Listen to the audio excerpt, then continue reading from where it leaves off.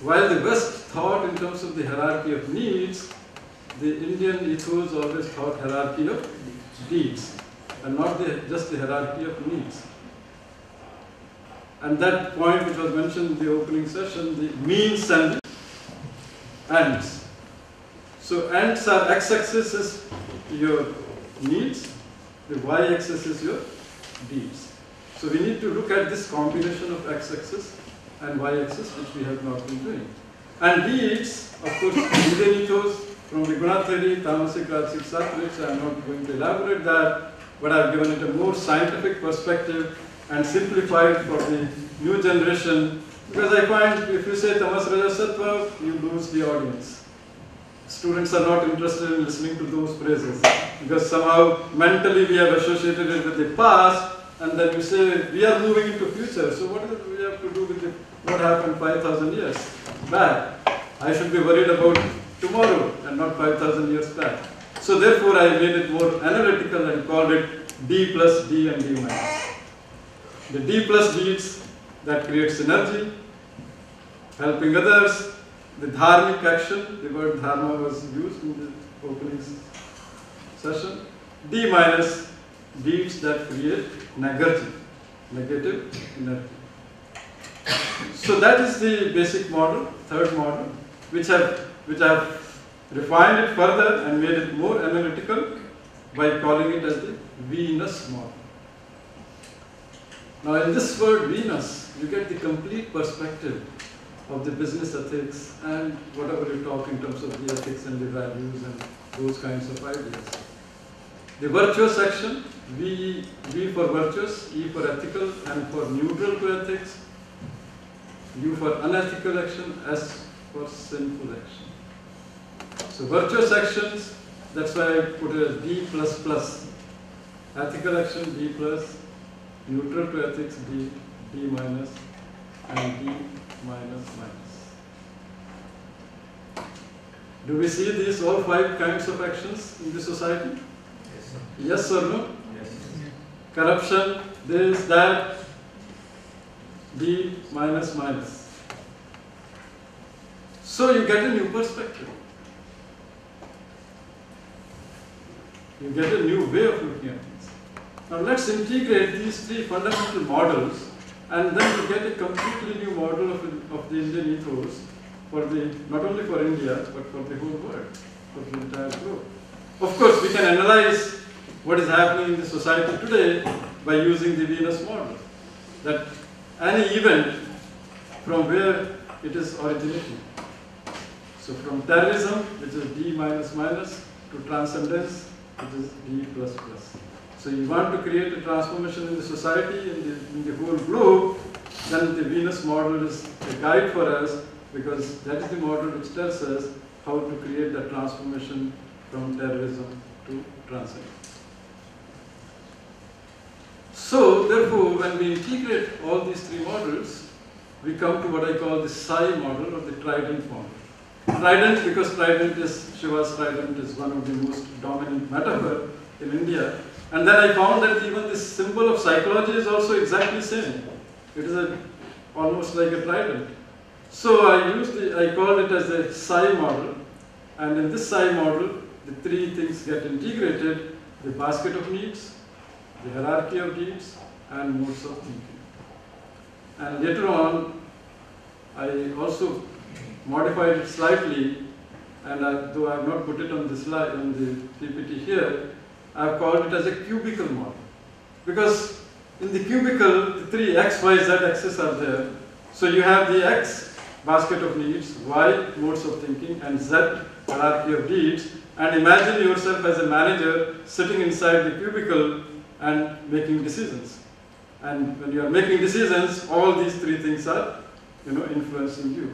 So what happens in the society is all that the configuration of these 3 things influence us in different ways, and from that configuration come what I call the 3 fundamental equations of leadership and management. The first is the T equation, which T stands for totality, and somebody mentioned about total management. I think Radhakrishnan mentioned about total management. So the word totality, the totality of human existence is T1 plus T2 plus T3. T1 is transactional, T2 is transformational, and T3 is transcendental. Today, even the Western management literature is talking about transcendental leadership. C is the completeness, complete view of the human existence. And that is C1 plus C2 plus C3. C1 is competition, C2 is collaboration, cooperation, and C3 is connectivity. These are the phrases now which are making some inroads into our modern management. And then the P equation, which is the P1 plus P2 plus P3, and P1 is the lower self, P2 is the middle self, P3 is the higher self, and the lower self gets reflected in self-interest, middle self gets reflected in your enlightened self-interest, and the higher self gets reflected in the enlightened collective interest. So we get a complete framework, a scientific modeling of the entire flow which I talked about, the need and the mind and the consciousness. The deeds are basically reflecting the consciousness. So you get a kind of a matrix, which is this matrix, T1, C1, P1. In corporate context, it means profit. T2, C2, P2. In corporate context, it means the CSR. And T3, C3, P3. In corporate context, it means the good governance. So we are able to integrate the entire new corporate model through this kind of a framework. And then this gets reflected in this particular diagram. On the right side, you have the demand and supply curve, which reflects the market. On the left side, you have the balance in the society, and so that reflects the society. And then on the top, you have the self, represented by the chakra, the idea of the Indian ethos. So what we need today is a balance between these three. And this Y diagram here represents the balance of three forces. And Y is also for yoga, and the idea of yoga was mentioned. So my concept of yoga here is seeking a balance between the market and the society and the self. And incidentally, in the word उद्योग में योग है, उद्योग शब्द जो है उसमें योग है. So therefore, the entire philosophy of management is very well articulated in the very word udyog. Even in English language, industry means industrious. The word industrious has led to the word industry. But we forget about some of these, original interpretations. So therefore, the time has come to restore that balance, and all the four lines have to be in harmony rather than out of tune with each other. So therefore, this is how the entire process works. So the basket of needs, modes of thinking, and hierarchy of deeds. Imagine 100 crore people expressing their basket of needs, expressing their mode of thinking, expressing their hierarchy of deeds. Somebody in the society is doing something murder, somebody is doing something negative here and there, but still the society, operates. Why? Because there are other people who are trying to balance it out. So when you take the overall balancing, then from that overall balancing you get this TCP matrix, and from there you get these four lines which we see in front of us. And from those four lines, if India has to really become a great nation in future, in past it was, in present also it is, but you said 100 years from now, 1,000 years from now, it wants to retain that kind of a ambition, then that is what is being reflected by the flag of India.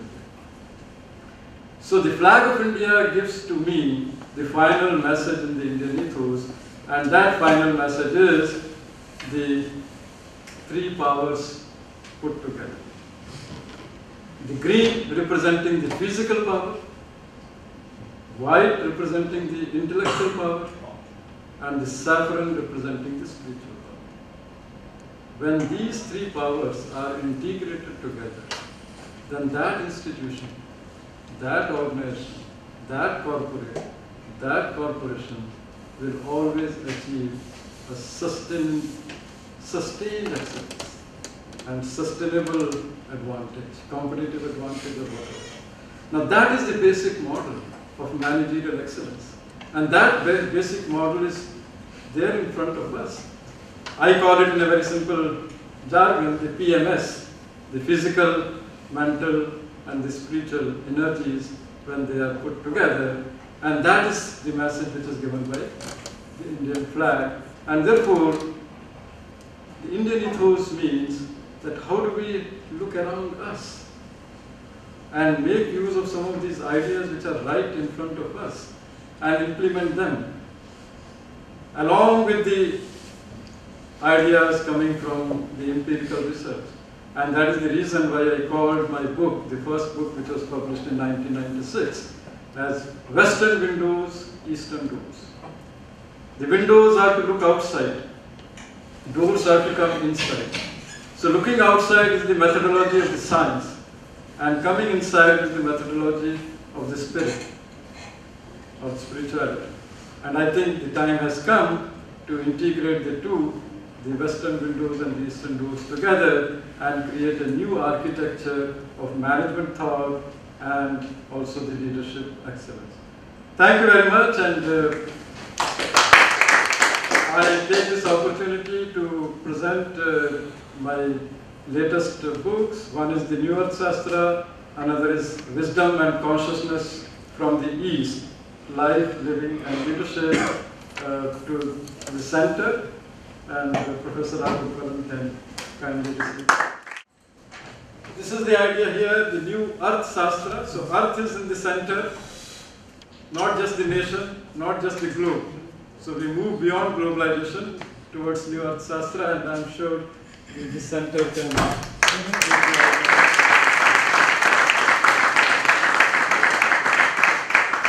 think this will become the new Arthashastra. Yeah. And the other one is the Wisdom and Consciousness from the East, the Life, Living and Leadership. This book was released at IIM Bangalore by Professor Xavier, the IIM Ranchi director, and the book has also been translated in the French language.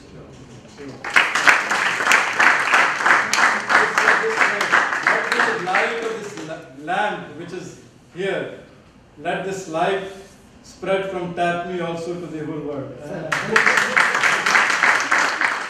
Only one line. You see, Beast or Ball is the name of the movie. It was 20 years back, 1990, when I was working in Amul. I happened to walk into Irma, slightly scared because the intellectual aroma there. And I ran into this gentleman talking about Indian ethos and things which looked impressive but ununderstandable. Now I understood the man, at least I have not understood the subject, but I have not understanding the man. Thank you, sir. When I started during that period, as you rightly said, except for X.K. Chakravarti, nobody else was working in this field, and people used to feel puzzled, what Indian ethos? Because, let me trace for 2 minutes the history of Indian management in India. It all started the first 4 phases. In the first phase, there was disrespect. Indian management, oh, what is this? Not to be. Then came the second stage, and that is neglect. The neglect, I think you must have seen that stage, those stages. Those people were, your generation has not seen. Because then came the third stage, which is reluctant acceptance. Acha chalo maan lete hain. But what is the empirical evidence? What is the proof? What is the research? Okay, where it is published? What is that specific model? No, it's okay, but okay, fine. You know, very patronizing. Chalo kuch kar raha ho, theek hai. Then of course came the IT revolution and the knowledge revolution, because our model of management was rooted in industrial management, industrial revolution, and that's what we were teaching. And therefore, an Indian ethos, industrial revolution never took place in India. Therefore, connecting with Indian ethos was very difficult. One could understand that. But fortunately, because of the knowledge revolution, because of the IT industry and success of the IT industry in India, then came the fourth stage, and that is respect. Today, the idea of Indian management is respected. And I am invited to talk about Indian management. Radhakrishnan goes around and talks about the corporate Chanakya throughout the world. The rest of the world is looking for these ideas because people get fascinated by these ideas. Only thing is that we had not put them in analytical language, and once these are available in analytical language, they have the great acceptance. So basket of needs is today accepted. hierarchy of needs, modes of thinking is accepted in the United Nations report. So what we need to do is, as the center is, to come out with this kind of analytical modeling and globalize it. Thank you. For management students who have always been acquainted with Porter's 5 force analysis, SWOT analysis, we thank Dr. Subhash Sharma to give a new dimension of 4 lines to look at man-making, which Swami Vivekananda imparted to the youth in a new light. Thank you, sir. We are proud to present next one of the most eminent professors of management, a hardcore academician, strategic administrator and a powerful speaker, Dr. N. Jayashankaran. Dr. N. Jayashankaran was one of the founders and former Director General of Bharatidasan Institute of Management, Trichy, and has been involved in developing several management institutes such as Beam, Trichy and Bangalore and NMIMS, among others. Dr. Jayashankaran is an outstanding administrator and is associated with various professional bodies and high-level committees. He is a former Vice Chancellor of Kanchi University and the founder of Secretary of Ramanuja Management Society of India. He is an Executive Council member of Association of Indian Management Schools, member of NAAC Inspection Team, Central Council member of Operations Research Society of India, to name a few. Dr. N. Jayashankaran has travelled across the globe and was instrumental in making Indian ethos and values in management that consists of theory subjects as well as practical aspects like yoga, vipassana and meditation as a compulsory subject in management. We welcome you, sir, and request you to share our knowledge with us. Om Sahana Bhavatu Sahano Bhunaktu Sahiryam Karavavahe Tejasvinavati Namastu Mamishavahe. Om Shanti Shanti Shanti. My fellow teachers, ladies and gentlemen, I am indeed delighted, overjoyed, nay elated to be part of this function. Of course, we are all sad that we lost one of the members of our TAPMI family. My earlier speakers spoke about Indian ethos and managerial excellence with a relevance to leadership, with a relevance to other concepts in management. I have a primary responsibility to explain the concept of management from the Indian angle. As teachers of management, you always define management as one where you will be able to get the work done through other people. But from the Indian side, if you look at this concept from the Western side, don't you think it is the exploitation of somebody's competence to fulfill the organizational objectives? I'm getting the work done through other people. Of course, we pay a compensation, we pay a salary, but we want him to do the organizational work so that the organizational objectives will be met. Whereas if you look at the Indian understanding of management, it is defined as Vikasaka Arayato Variyan, which in simple English words means the ability of a good manager is to develop the competencies of the people who are along with me. Basically, if you improve the competencies of the people who are along with me, automatically they will be able to contribute to the growth of the corporation and they will be able to contribute to the significant development of the enterprise. So the whole approach from the Western side and the Indian side is different.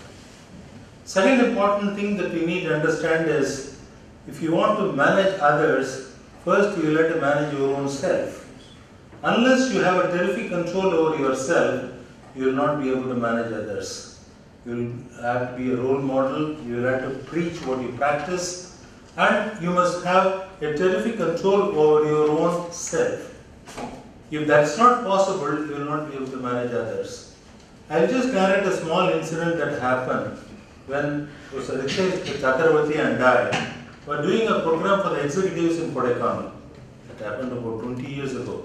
I think 1984 when I started BIM, not many people were talking about these Indian ethos. S.K. Chakravarti was in the beginning stages. He was a professor of finance, but he was taking a lot of interest in this particular area. And I also had interest in this area. I used to bring him down from Calcutta to BIM Trichy, and we used to do programs for our students and also for DHL executives. Once we organized a 3-day program for senior executives in Kodaikanal, and he was talking about the importance of pranayama, because the thought process, the decision-making processes of the executive will depend upon the control that he has on his own breath. Of course, that's a big story. I will not go into that, how the mind and the breath, they are connected. If you want to control the mind, you have to control the breath. And once you have a terrific control over the breath, you have a control over your mind process. So Chakravarti was waxing eloquence on the importance of pranayama on the first day. And second day, about 30 of them, about 6:30 in the evening, and myself and Chakravarti were chatting. These executives came and then said, "Sir, you have organized a cocktail. We would like you to join." Neither I nor Chakravarti drink. We drink only plain water. Whereas these executives, invited us for a cocktail. Chakravarti was a little upset. He said, "You CEOs do this throughout your life, and you have come here for a 3-day workshop only to come out of that monotonous routine and learn new things. I taught you how to do pranayama yesterday. Why don't you stay in your own rooms and repeat that pranayama exercise for 30 minutes? This you have been doing daily." Unanimously, all the 30 executives said, "Sir, we were impressed by your lecture yesterday. We attempted it very feebly yesterday evening in our rooms, but after 10 minutes, we are so uncomfortable with our own selves. We thought we will celebrate it and get back to normalcy by having a cocktail today." Immediately, Chakravarti turned around and then said, "You are all CEOs of companies. If you are uncomfortable with your own self for 10 minutes, I pity your wife and your children. I pity all your